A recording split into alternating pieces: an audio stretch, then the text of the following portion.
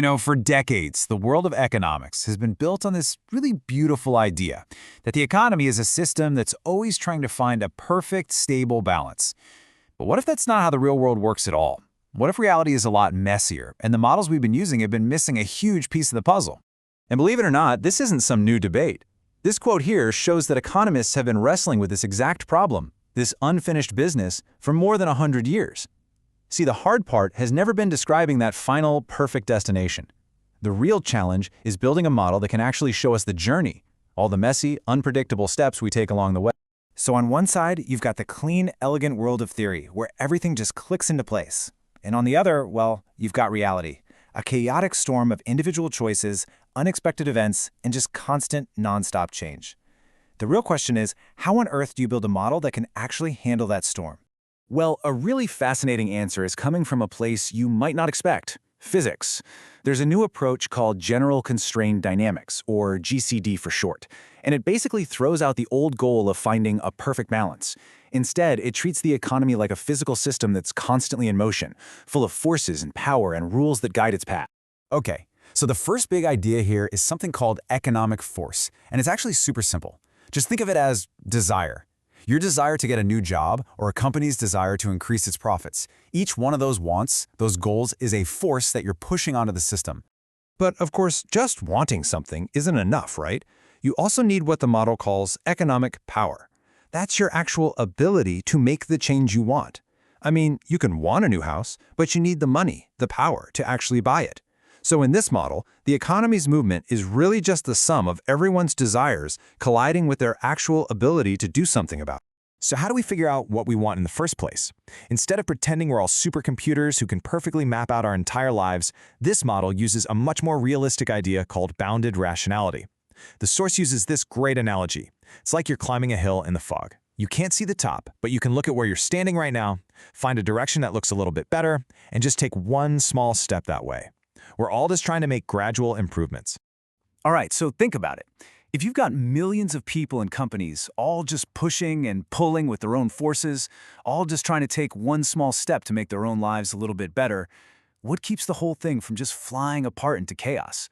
What's the glue holding it all together? I mean, seriously, what happens when all of us want to buy more stuff than the stores actually have on their shelves? Or when more people want jobs than there are jobs available? Our individual plans are guaranteed to clash. So what gives?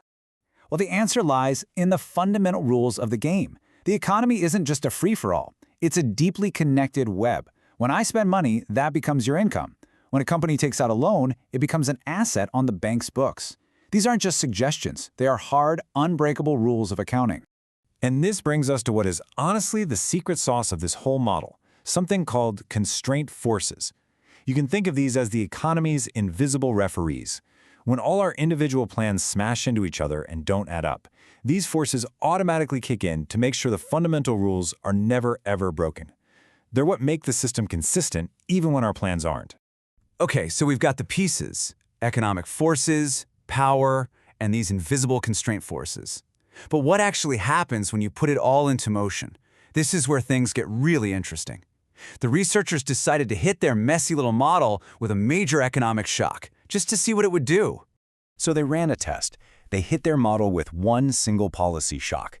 And the question was, what happens next? Would it always play out the same way, or could one event create totally different futures? The experiment itself was pretty straightforward. At time 30 on this graph, they introduce an austerity shock. Basically, the government suddenly and drastically cuts its spending. It's a classic scenario. The real mystery is, what happens next in this model? And what they found is absolutely incredible. This is the big aha moment. The model spit out two completely different realities, and it all depended on just one single variable: how fast prices can change. In the world on the left, where prices adapt really fast, the economy just kind of shrugs off the shock and gets back on track, a classic neoclassical outcome. But in the world on the right, where prices are sticky and slow to change, that exact same shock sends the economy into a deep and volatile recession, a post-Keynesian outcome. The same event creates two opposite worlds. So what's the point of all this?